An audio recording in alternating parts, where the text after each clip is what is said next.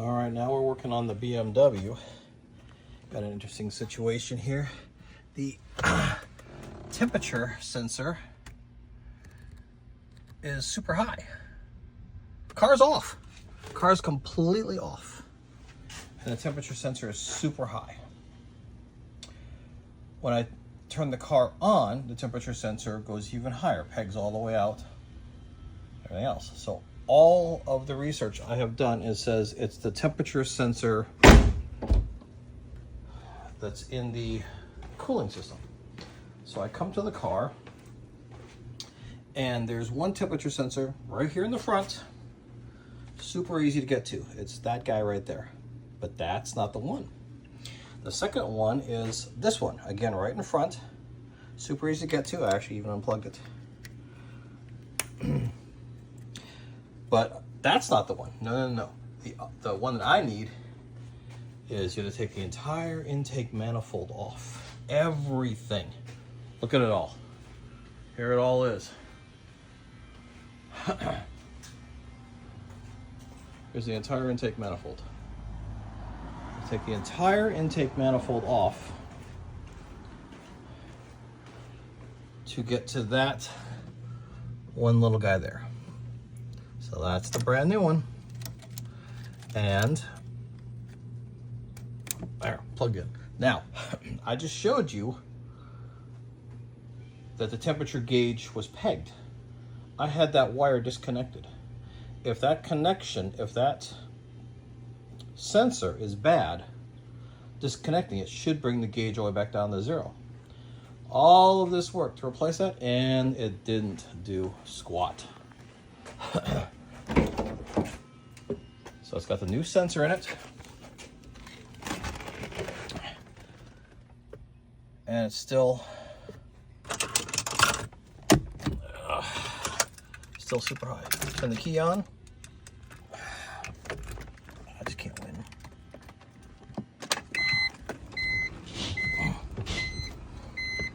Key's on.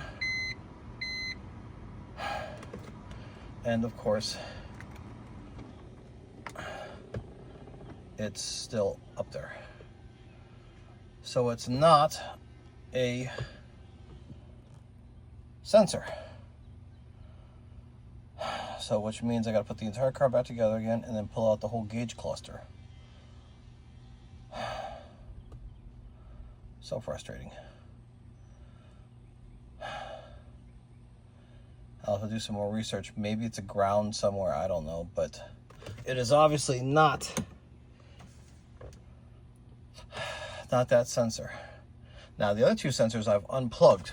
I have unplugged both of those other two sensors. And it didn't make a difference. And you see how it moved a little bit? I don't understand that either. So it's the keys off and on, and see how it goes up a little bit? And then I turn it off, and it drops back down a little bit. It's almost as if the 0 point of the thing has been recalibrated to that super high. Now, I will run another test that I thought was kind of cool. You push a certain buttons on the instrument cluster, and it swings all gauges and lights up all lights. And so you would think that it would, swing the temperature all the way from the 0 to always super high and then back together, just to test the gauge. But no, this one is already here, and then it goes just like that. So more research, but I thought that was kind of interesting. So all of what I just did, I put it all back together again. That was all a complete waste of time. But now remember, I replaced this intake manifold not too long ago because it blew up. But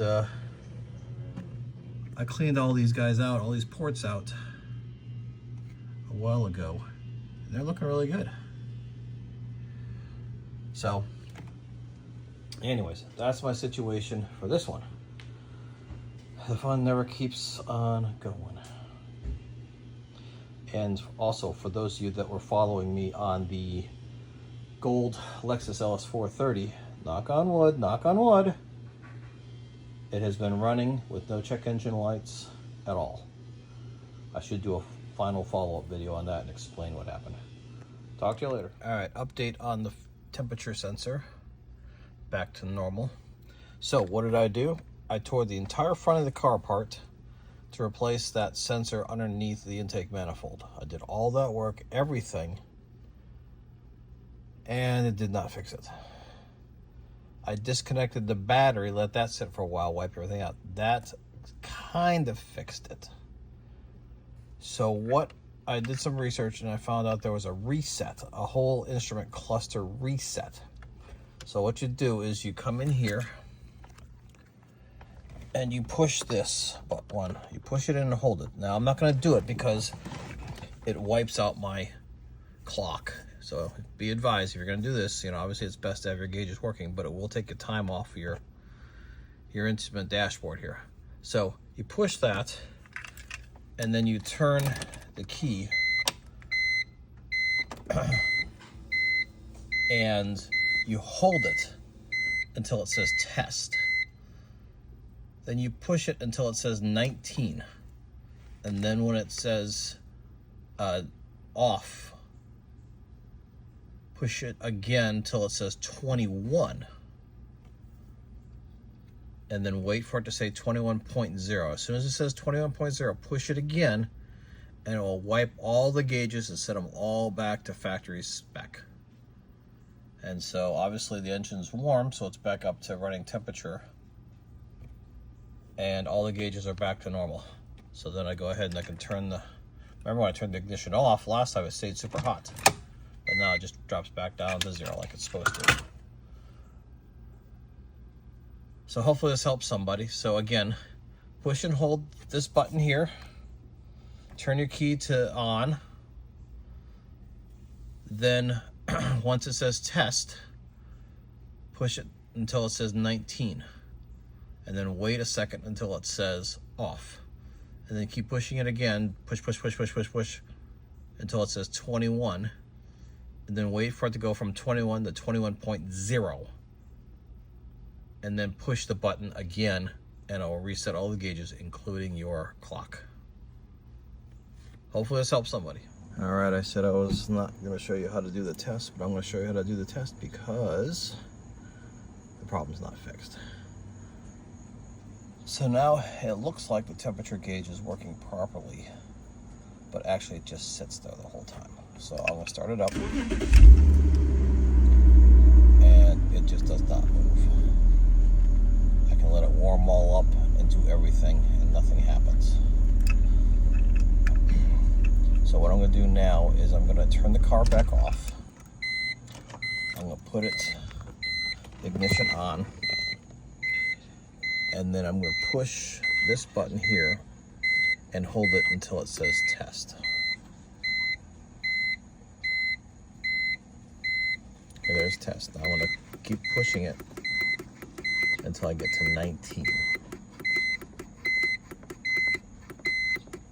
So there's 19. When it goes 19.0, I'm going to push it again, and I'm going to go to 2. And this is going to go to 2.0, and then all the gauges are going to sweep. Now you notice that my temperature gauge is sweeping normal. Well, it's kind of herky-jerky, but it was sweeping. So I will do that again. See how it's kind of not working now? I'm thinking that's a stepper motor. So I'll do it again, a third time, and now it's not even doing it at all. And you notice the fuel gauge is going all the way back to 0, even though we're at half a tank. So if I turn this off, it'll go back to half a tank. So one more time. It is not, now it's actually dead. So what I can do is I can also do the next test. Hold it for a little bit longer until it goes back to 2, and I'll take it all the way up to 21. Now this resets all of the gauges, and this is where I lose my time. So it goes 21, 21.0, set it, and look at that gauge. Did you see that thing flopping around like that? What the heck is that? I have no idea. That's gotta be a stepper motor. So I'll try it again. And there's the test. Take it all the way up to 19 again.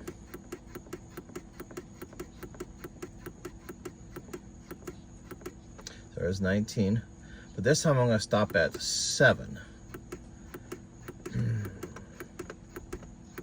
So there's 7. So it goes 7.0. Well, 7.1. I don't want 7.1. I want 7.0. 7.0. It's showing 48. That's 48 degrees centigrade on my temperature of my engine. Well, no, it just shot to 70. So what I'm thinking is that it's showing 70 degrees centigrade, 72, so it's now going up. So if the temperature is going up, which makes sense because the engine is running and the temperature is increasing, that all makes sense. So to me, that means that the sensor that senses the temperature of the engine is working. That's the one I just replaced by pulling off the entire intake manifold. So it is increasing. Now, of course, that's not right. So the temperature is increasing. I'll give it a little bit more RPMs to build up speed faster. And it should continue on up. Now, I believe 100 to 125 centigrade is where the engine should stabilize for the thermostat. But I think we're in agreement that the temperature is going up in the car, which it should be because the engine is running, and it's showing that. So what I'm saying is the temperature indication, the actual electrical signal telling you what the temperature is making it to the dashboard. It's making it to the dashboard. It's just not showing properly on that. So I think we're in agreement that works. So I'm gonna go ahead and turn this back off again, and you see how the gauge dropped a little. It's nighttime, so again, I'm gonna do this again, push and hold until it says test, and you see I lost my clock now, and then go to 19 to unlock the hidden menus. So there's 19. I'm gonna go to 2. So 2.0, it should sweep all of the things.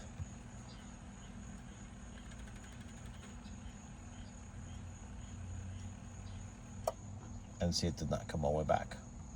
Okay, try that again. So this is why I think it's the stepper motor, or the connection to the stepper motor. See, now it went all the way back.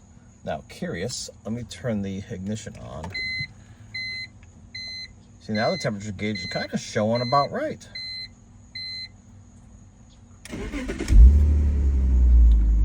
That's actually kind of close to being the proper temperature. But obviously I've got something going on there. Either the stepper motor is failing or there's a wire that's intermittent, but I'm gonna go with the stepper motor. I'm not sure yet, but so again, to do the test, push and hold until it says test, and wait until it goes to 19. When it goes to 19.0, push it again, and you can do 2, which is what I just did there, which sweeps all the gauges.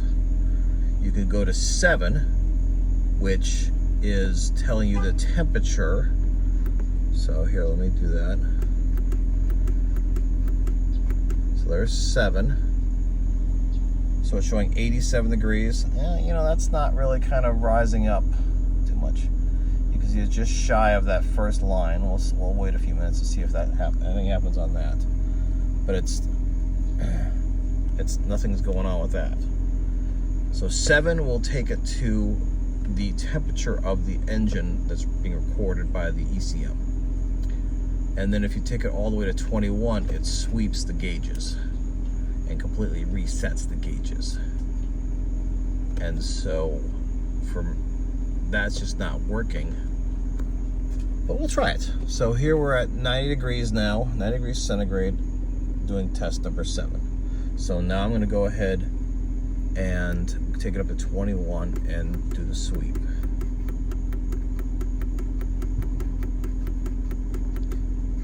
So there's 21, 21.0, start.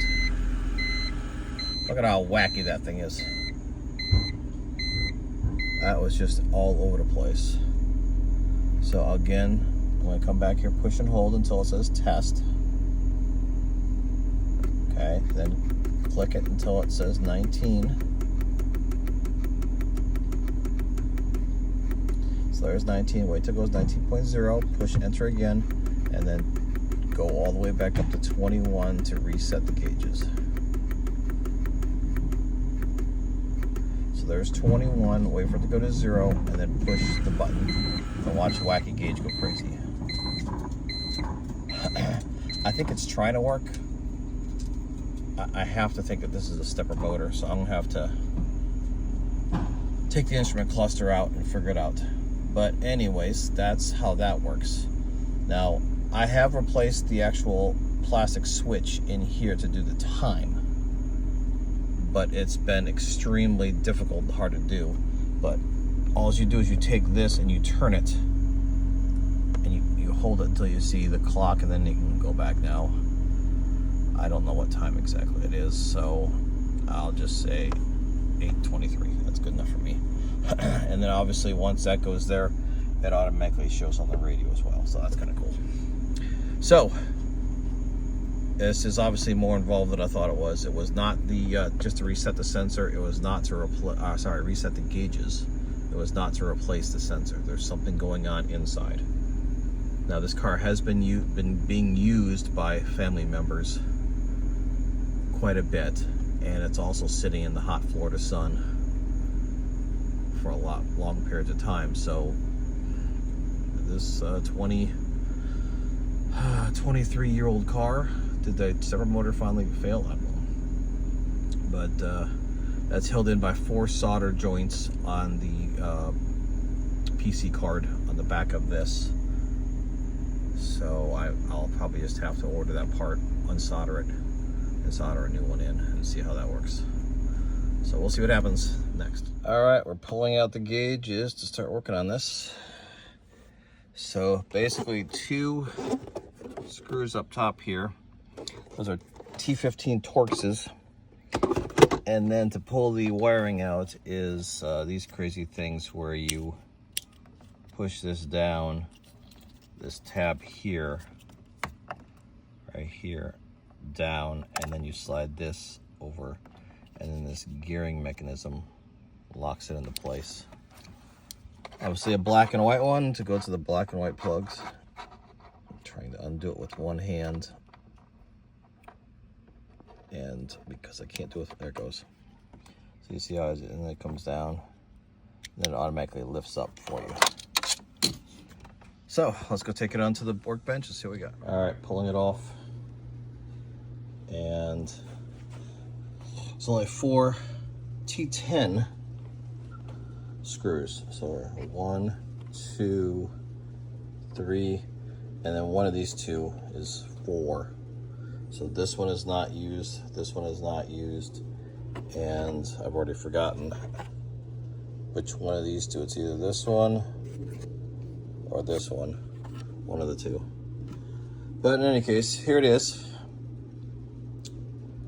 So these are X15 589, and they're all X15 589s. And I did the research, and the X15 is kind of like the model number. This represents the magnets and everything inside. This represents the version. So now there's an X25 and now there's an X27, but they're all the exact same thing. So I ordered 5 X27 589s. So I'm considering replacing all of them.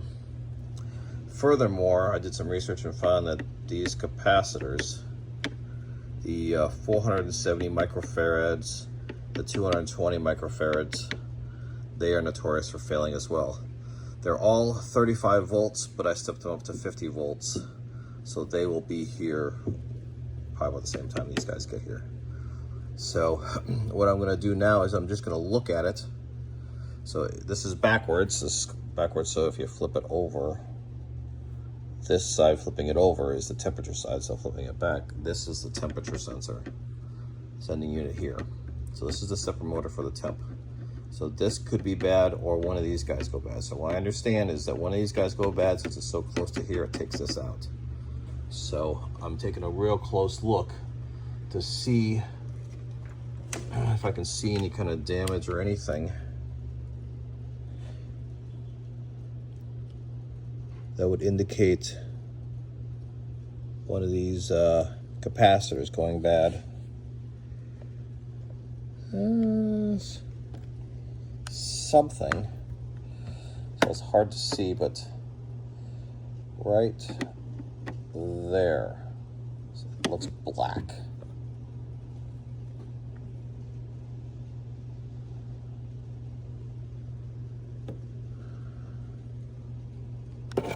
So maybe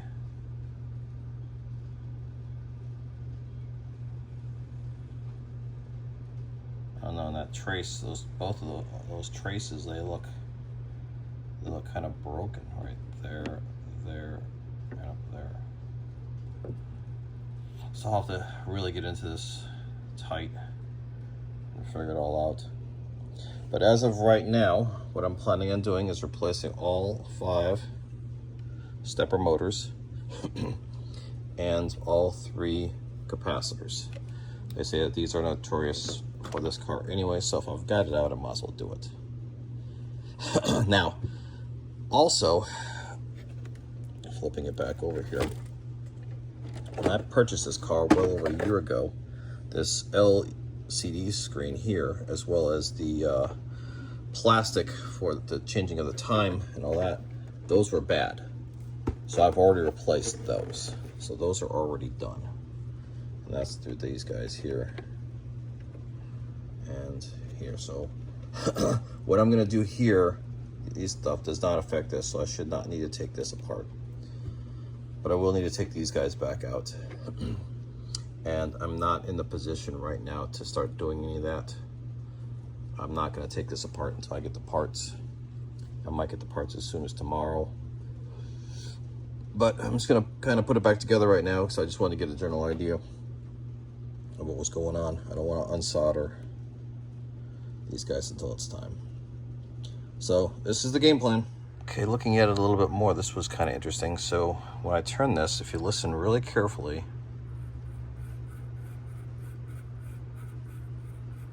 you can hear it just kind of grinding a little bit. But listen to this one. I think this one's bad. These guys are not as noisy. But one thing you need to do is these stepper motors have a stop. So there it goes all the way up, all the way there, it stops there. Put everything to a stop there, stop there, stop, stop, stop. And so when you've got it all in the stops, take a photo of it. So now you know exactly where your needle should be. See, it's not on 0, it's just slightly below 0. Slightly below the lowest tick mark. Slightly below there. And see how they're all lower than, you know, because obviously 0 is, that's 0. But no, it goes further down. So then you got to pull all these off, and this in itself is very difficult to do, so I have to take my time on that. But now you know where all these go, so that when you put it back together again,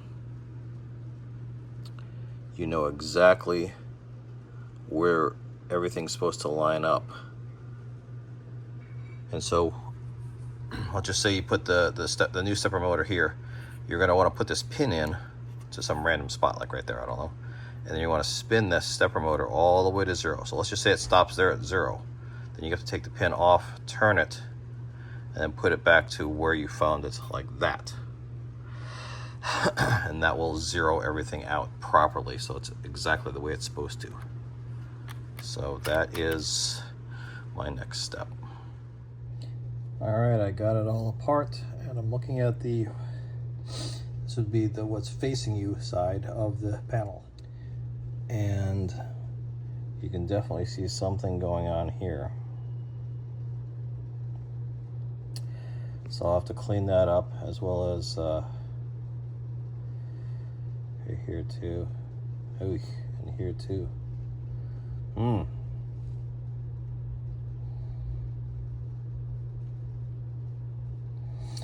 Bummer.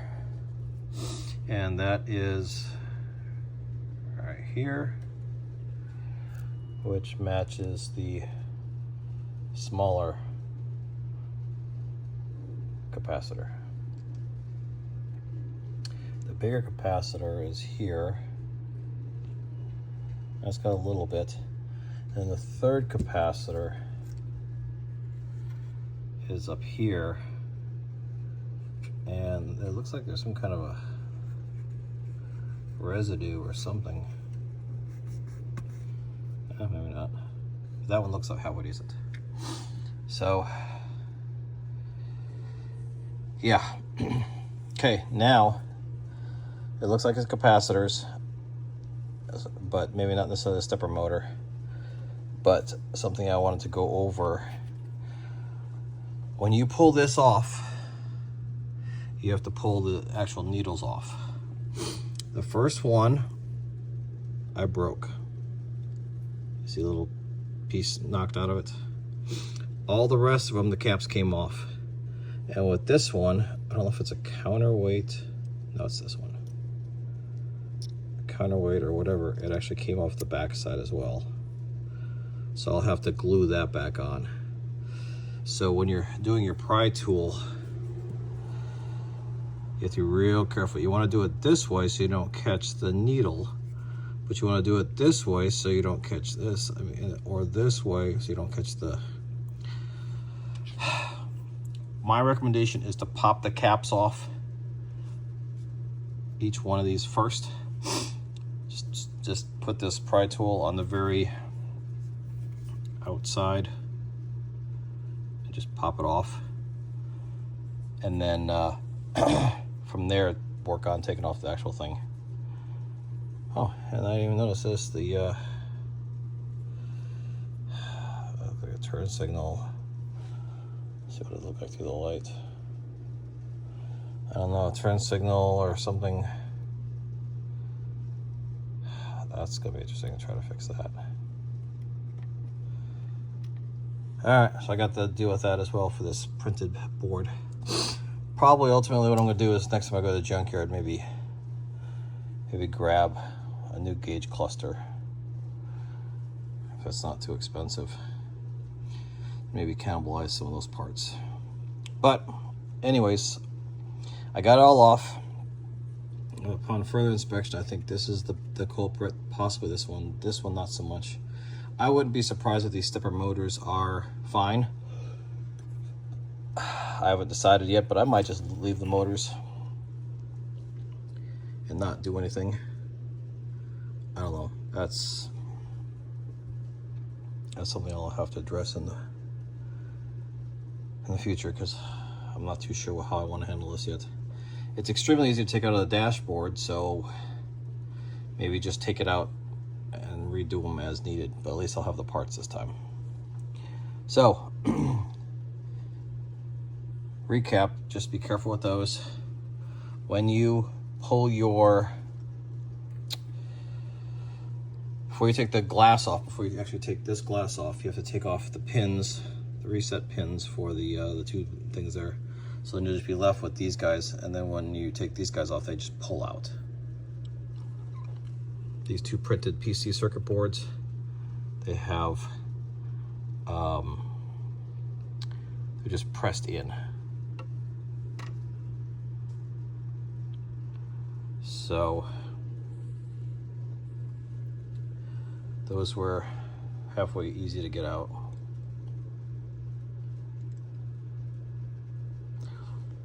Because all the information is being transferred through these things here.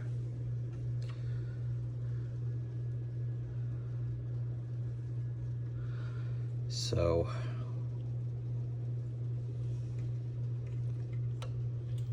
don't see any PC boards or anything. You got it right here.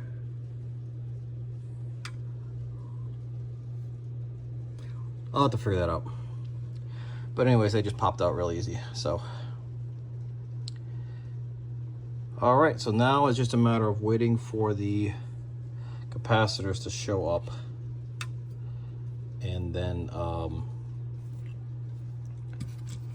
remove the old ones, put the new ones in, then put it back together, see if it works. So that's where we're at right now. All right, continuing with the instrument cluster for the BMW 330ci E46 2002 model. I'm going to replace the 470 and 220 microfarad capacitors, and I just received them after waiting a few days. Noting the orientation, we've got the side, so that will be like this here, the smaller one would be there, and then for the other small one would be over on this side. As well, I got the stepper motors, so I think I'm going to definitely change this stepper motor, which is the temperature sensor, and you can see that they have 1, 2, 3, 4 little metal tabs. That's where they're soldered in. So I have to unsolder them on this and pull it out, put the new one in and solder it in. And it is also got 3 locating pins. So when I go and I put it in, it should line up quite nicely with the original. So I believe it's just like that. So again, like I talked on the previous video, X27. 27 is the 27th edition of this. So this is made better, smoother, or more accurate, whatever you want to look at it, than the 15. The 589 stays the same.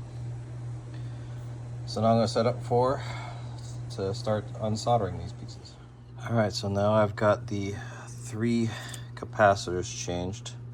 This one, and this one. And here are the old 3. They look fine.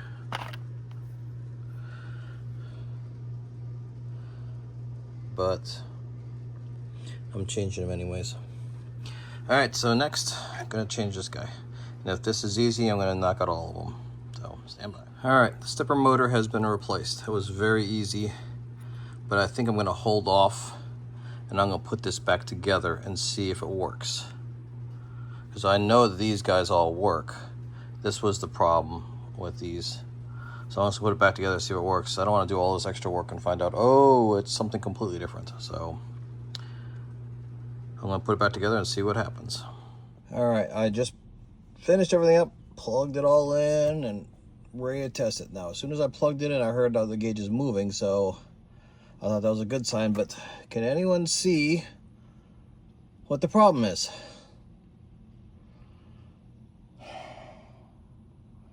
It's still pegged out. I have not applied power to this yet. So this will be the very first power going to the car. Let's just hope and pray. Nope! Oh, turn off. Look at all this stuff clicking around here and doing all this stuff.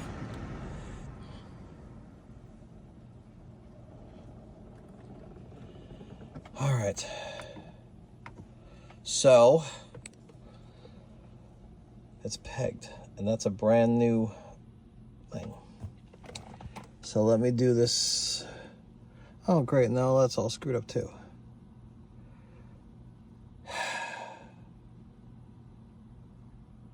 All the numbers are screwed up, so I have to go and reseat that.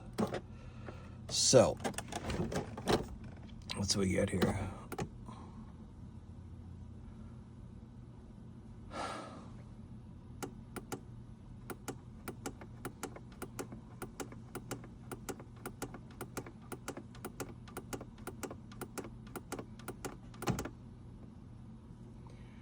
Okay, there's 19. So let's just see if the gauges work.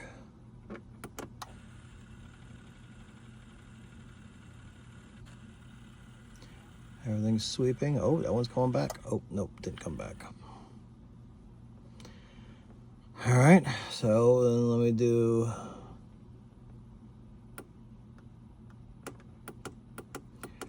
see if I can reset it this way.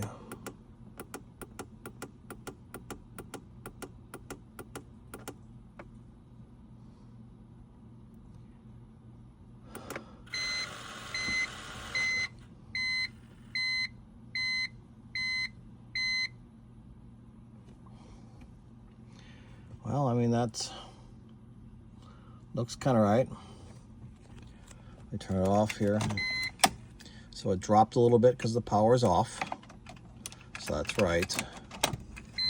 It flinches a little bit because the power's back on.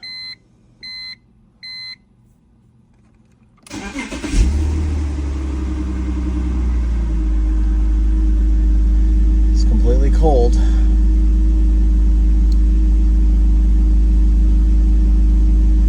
So we'll see if this rises up or not.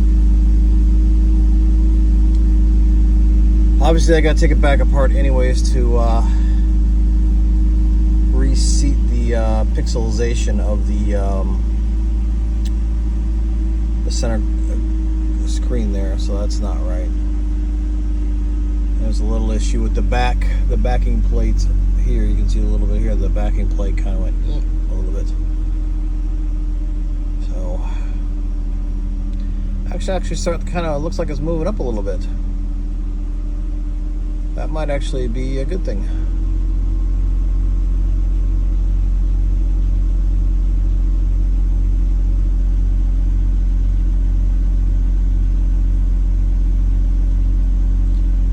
So it's looking normal. Yeah, it looks like it's rising. All right, I'm gonna turn it off. It drops back down like it's supposed to. Goes back up to approximately where it was because the engine's just starting to heat up. All right, so I am going to pull it back out, reseat the screens, take care of that, and then put it back together. And I'm gonna call it good for now. I'll do a couple test drives to see how it works out. But otherwise, I think that's a good repair for now. Fingers crossed, but you know my track record. All right, got it all situated, got everything back together again, got that metal black cover dropped down a bit. Reseated this so it's make contact with everything, showing all the proper miles. Got my clock reset, and that temperature gauge looks normal. So, like I said, I'm gonna drive it for a while and see if that fixes it. So, I'm gonna go ahead and just finish this video right now and just call this a fix. Couple things to note. One, when you're pulling the gauges off, this black cover on all 5 gauges has 3 little pins that go actually into the gauge. When you pull it off, all 3 pins break. So it's one of those things where you're gonna have to probably super glue it back together again. So what you wanna do to prevent that is get your pry tool way up underneath and kind of come up from behind and try to get the gauge itself, get the needle itself, and pull that out. Furthermore, don't try to pull it out like this way or like this way or any other way. It has to literally be pulled directly straight out. Otherwise, it'll bind in there and you can't get it out. But once you get it exactly, the force is directly straight out, it slides out halfway decent. So those are the 2 little things that I've seen.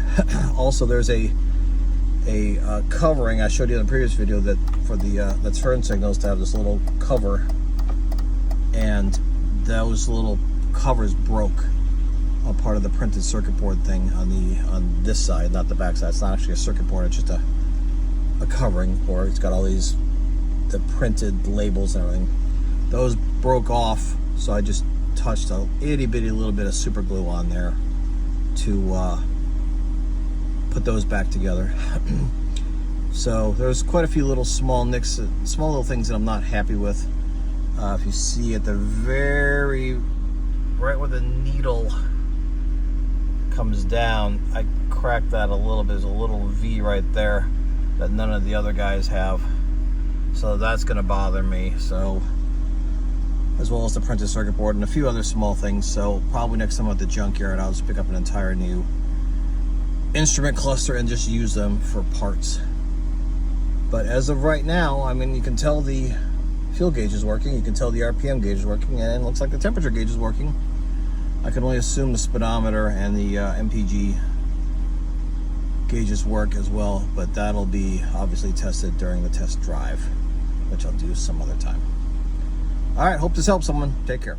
All right, this is the replacement board. There's the chip I need to remove. 35080, that is facing up.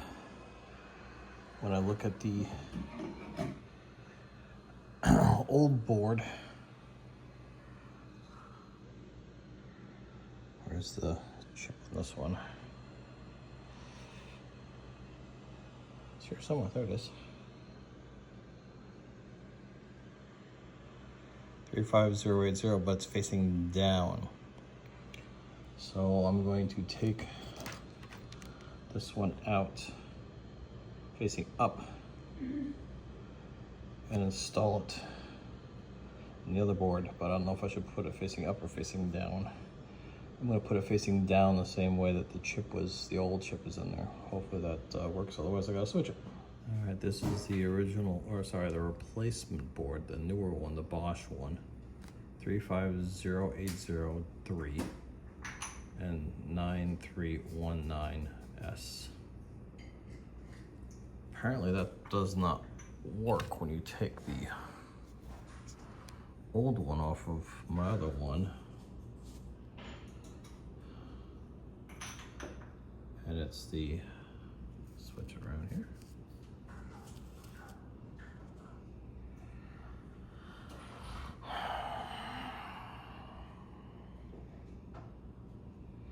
What the heck is it?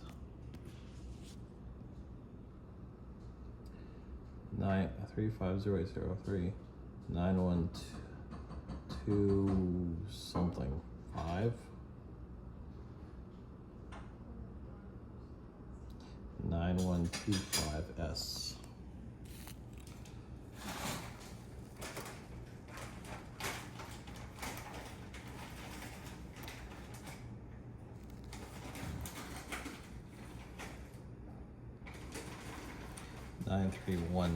S 35080.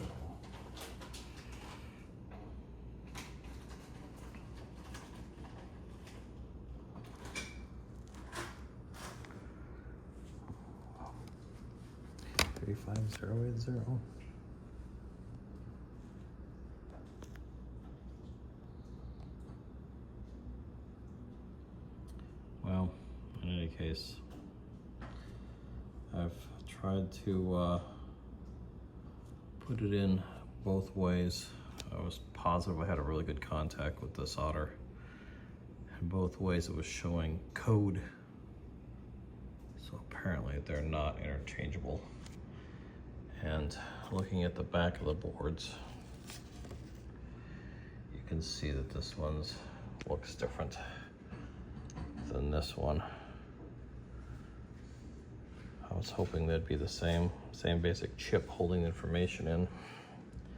Apparently not. I'll have to go back to the drawing board and figure this one out. Okay, so update on the instrument cluster. This is the original old instrument cluster with the bad temperature gauge with a PC board all burned. I found another one in the junkyard and I was hoping it was going to work. And if you see here, this is a motometer. And the one I pulled in the junkyard is Bosch. Now, I haven't had a chance yet. I'm going to go take a look at the other one. But supposedly, if the Bosch and motometers part numbers are the same, they should be interchangeable from the point of view of replacing the IC chip. Now, I replaced the IC chip. I swapped them. I swapped it out of this, and I put it into the other one, and nothing happened. It just said code, so it did not work. So I put the chips back into their respective units, and they work just as normal before. So I'm going to double check and see if the Bosch unit's serial number, part number, is the same as this. If it's different, maybe that's the problem. So maybe I could buy a Moto meter or a Bosch with the same part number and then try swapping that IC chip again. Otherwise, I'm getting quotes of $500 to swap it, and I'm not going to do that. All right, pulling the Bosch unit out, which this does work in the car. Here's the information. So, just to go over everything. The original one, the temperature gauge did not work. The PC board is burned. The new one, the temperature gauge works. However, when you put it in, you get the tamper dot. The other one's higher mileage than this one. Doesn't really matter. Either way, they don't compare. So you get the tamper dot, showing that that's there, as well as the anti-skid stuff pops up. Now, I'm still in the process of figuring that out, but that might be a separate issue. I don't know. So what I did was when I was at the junkyard and I got this, I also got the LWC, the lighting control unit. And so I put both of them in. So now the tamper dot is gone, but I have LWC part number incompatibility or something like that as a failure. As well, the older LWC only had this little light here and not this one over here. So this one is, when you have it in auto, that light will light up saying, yes, it's in auto, and it's sensed that the lights are on. So that will light up when it's dark. Furthermore, if you have it here, the inner headlamps, the passing headlamps, if you will, they light up as daylight running lights. So I like that option. But when I have it here and this light comes on, it's supposed to go on, but it's actually flashing. When it's flashing, it's saying there's an issue. There's something wrong with the car as far as compatibility. Now, from what I understand, compatibility is this unit plus this unit plus the EWS, which is up underneath there, all have to read the same VIN number and mileage. Furthermore, I believe that there is something encoded in the key as well. So all four of those have to match for it to work. So obviously if I go and get the EWS up underneath here and replace it and put that in there, all three of those will work. All three work. But the key won't work. So then I'd have to somehow find a new key. And again, even worse, okay, so yes, I got the lower mileage and I've tricked the system to think it's a lower mileage car. But the VIN number that's stored inside of here, and EWS is going to say a different VIN number than this car. So again, this is not a collector's car. This is not a high value, high dollar vehicle. It's just something I enjoy for a toy. How far do I want to take this? I could keep driving it right now, but then I'm going to have the lights on for the instrument cluster for the check engine stuff. So you see it's got the brake stuff. And then the light, well, now it's just solid. That's interesting. And so you can see the headlights on. Now when I switch this over to just there, you see how it goes to the daylight running lights. I like that option. So, I'm going to keep working on it, but this, using my reader, says it is some kind of incompatibility. So, I don't know. Oh, and there it goes flashing. So obviously it took a second or two for it to read and come back. But it runs good. So I'm just stuck on what I should do. Alrighty, back to the BMW. It has been several weeks, maybe even a month or so, since I've last done anything with this, partially due to obligations, heat, work, and just flat out frustration. So, I don't remember where I left off. For you guys, it'll be 3 seconds since the previous video clip and this one. But for me, it's been a long time. So I'm going to do a complete recap. So, the instrument cluster, the temperature gauge was not working. It stopped working. So what I did was I replaced the temperature gauge sensor in the engine, which is underneath the intake manifold, which required me to take the entire intake manifold off. No joy. Then I pulled out the instrument cluster and replaced the actual motor inside the temperature gauge. No joy. So then I did all the work to pull that out, and I bought a new instrument cluster, well, used instrument cluster out of a junkyard, and did everything that I've seen on the YouTube about switching the little EEPROM chip, the IC chip, bringing the VIN number and the mileage over to the new thing. No joy. However, this instrument cluster, although it looks exactly the same, is made by Motometer, and the one I got at the junkyard is made by Bosch. Now this is a 2001, that what came out of a 2004, 2005, I can't remember. So, I've called around and I've asked some people that are in the know to, how much to switch everything over, and they're talking, send me both units. I'll keep one unit, I'll fix the other unit, and I'll charge you $500. Not gonna know, but hell no. I'm not paying $500 to have my temperature gauge work. So, what I've done is I've actually put the Bosch one in I put the chips back where they belong, and I put the Bosch one back in. And it would give me the tamper light next to the odometer, but everything would work, except for the ABS and all that stuff. And I also grabbed the lighting switch stuff. So I put that in, and then the tamper light goes away, but the anti-skid stuff is still on. So I broke out my laptop for the INPA and run the INPA program to try to figure out what the problem was as far as the anti-skid, to maybe reset it, realign the steering angle sensor, whatever the issue was, I don't know. Well, of course, the laptop died.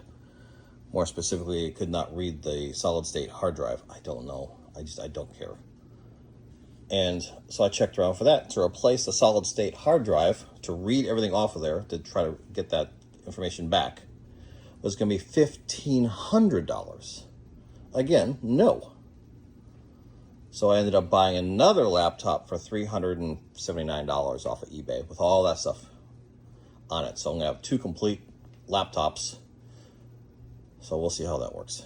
Anyways, my last ditch effort before throwing in the towel on this was to buy another instrument cluster from eBay. This one is the Motometer. So maybe the Motometer one, Motometer to Motometer, the instrument, the IC chips, will be able to swap just real easy and then work just fine. So obviously you see I'm doing the unboxing. I have not opened this yet, so this is the first to see what this junkyard sent me. See if it's gonna even work. So, ta-da! So, Motometer.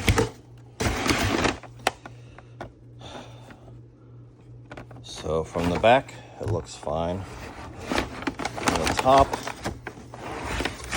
it looks fine. Now my number is a 6911, something. And I don't know how to tell the difference. The Motometers have this 1010, and the Bosch has a 5309 or something like that. So I don't know how to tell the difference between a Bosch one that will work and a Motometer one that won't, or vice versa, or any combination thereof. So if anybody knows the secret formula of what I should be looking for, that would be real nice. Please put it in the comments. All right, here is the front. So as far as I can tell, the front looks good. Now, something I do not know, is it a 2-door or a 4-door? Is it an automatic or a manual?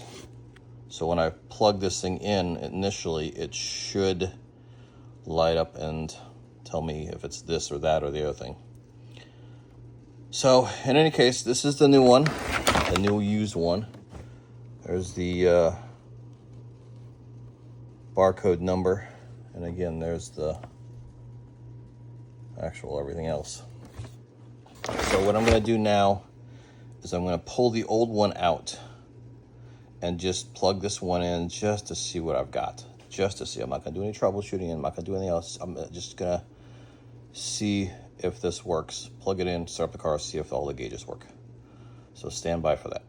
All right, the new used one, the gauge number 3 is in. I can tell it's gauge number 3 because it does not have the chrome trim ring. This is the Bosch with the tan background. It's the Bosch with the chrome trim rim.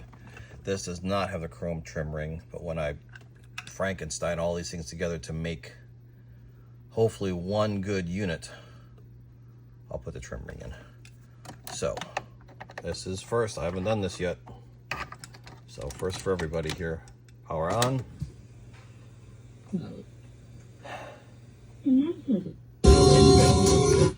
All right, so it's a 2-door and it's an automatic.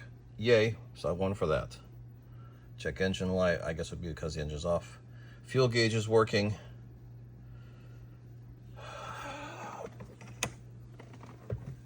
And you can see the tamper dot is on.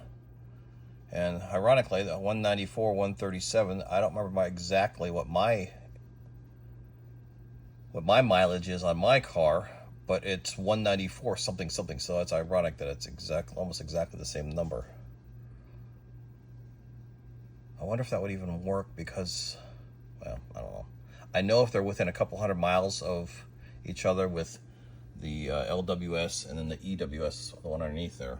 If all three of those are within a couple hundred miles of each other, I think the computer automatically takes the highest one and then continues on. I don't know, but I know that the VIN number of this unit. Sorry, let me explain that better. The vehicle VIN number that this came out of is stored on here, so that's going to be the same regardless. So, all right, let's see what happens when I start it.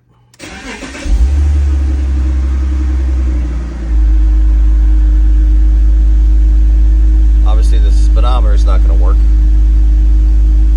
so I'm not driving, and the temperature gauge is going to take a minute or two to get there. But again, this is always what you get when you swap instrument clusters, so I need to figure that out. But everything else looks good. So for now, I'm going to call this good. I don't know exactly what I'm going to do next. I might just take this guy out and put the old one in. This is the matching one to the Bosch. Put the old one back in and see if it clears out the tamper dot. That would be interesting. That way I don't have to do anything. So, all right. But in the meantime, I've got tons of other stuff I have to do. So this is going to have to wait for a day or two. And it does look like that temperature gauge is starting to move. So we might have a good one here, folks. Check back with you later. Alrighty, another update for the BMW instrument cluster debacle. This is freaking maddening. So, the original cluster and LWS lighting system, whatever, the temperature gauge stopped working. The circuit board is fried in the back, but it is motometer. Hard to see, but motometer. So went to the junkyard and got this one, which is Bosch. I switched to 35080 chips. So this has got a 35080 chip. That's got a 35080 chip. This one, the chip is actually, the printing is upside down relative to the PC board. This one's right side up. Tried both ways, did not work. Furthermore, this one here, it had I got 194,000 miles on the car. This one's got 161,000 miles, and of course the tamper dot. So when I switched this one to the one I got at the junkyard with the Bosch one, I got the dot to go away, but I still get the anti-skid lights, the warning lights on that. So okay, so then I figured, well, I'll go buy another moto meter instrument cluster. So again, moto meter. Now this one here,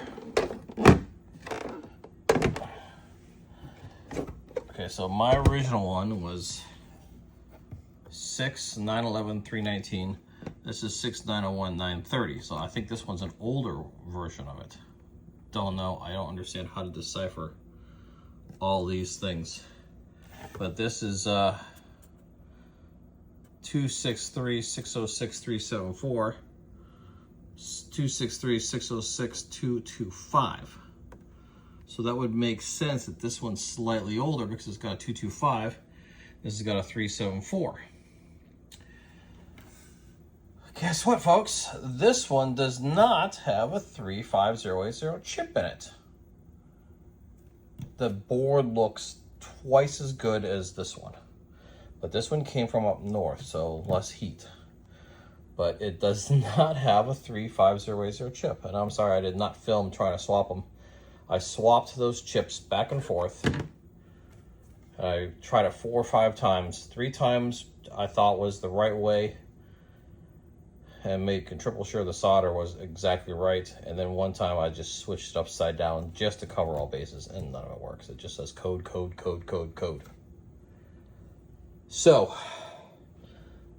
$80 for this, wasted. The original one, I can't use that because it's got the temperature sensor burned out. This one, I can't use this because it's got the it turns the anti-skid off, and it's got lights on there. And furthermore, this, even though I enjoyed this better because it gives me the daytime running lights, the little light flashes there, and it's coded for the VIN number for the other car. So this is the VIN number for the other car and not working. Now here's the interesting thing. This one, just out of pure dumb luck, okay, mine's originally 194,650 miles. You plug it in, it will say 194,650.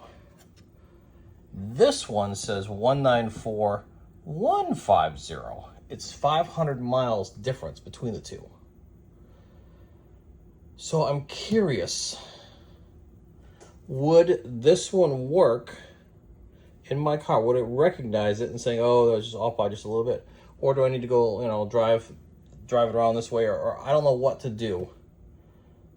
But would this work? Now, again, the problem is that this still shows the VIN number of the other car, which obviously is probably like a 325 or something, because it does not have the ring, the silver rings going around the gauges. So, broke, cannot code. So I'm beside myself. I'm not going to send this to some dude and spend $500 for this guy to pull that little chip out and make a new chip for me and then send it back. So I'm beside myself. I really don't know which way to go. So with that being said, I'm going to put the one that works back in. I'm going to have the codes and all that. I'm going to try to clear out the code with the laptop. By the way, I did get the new laptop so I can run the INPA and see if I can clear that out. But otherwise, for this series of this talking about the gauges. I think I'm done. There's just nothing more I can do right now. I like this car, I enjoy this car, but it's a standard 330. There's nothing exotic about it. There's nothing great about it. You know, I guess I could spend $3,000, $4,000 on a paint job, but I'm seeing convertible M3s in good condition, you know, $7,000, $8,000. So would I, oh, by the way, that'd be a stick shift too, and I like stick shifts. So do I package this thing back up as best I can and just sell it? And go and buy the M3 convertible 5-speed stick? Or do I just hang on to this? Now again, this is not worth much. And every time I go, this is the third time I fix these things, and they keep breaking. This one here I could possibly fix. But that one actually had a piece, this piece here, broke off over there, so, ugh. I don't know. I enjoy this BMW type of vehicle, not this particular one, because I would get the same enjoyment out of another one that looks just like it. But if you were to give me the stick shift and the M version of it, I think I would enjoy that much more. But then it becomes a rarer car and a more expensive car, and then now I'm going to have to put full insurance on it, and that's going to cost me an arm and 2 legs.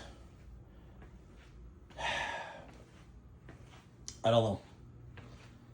And then it started ticking again in the engine, which I think is that the hydraulic lifter is stuck again.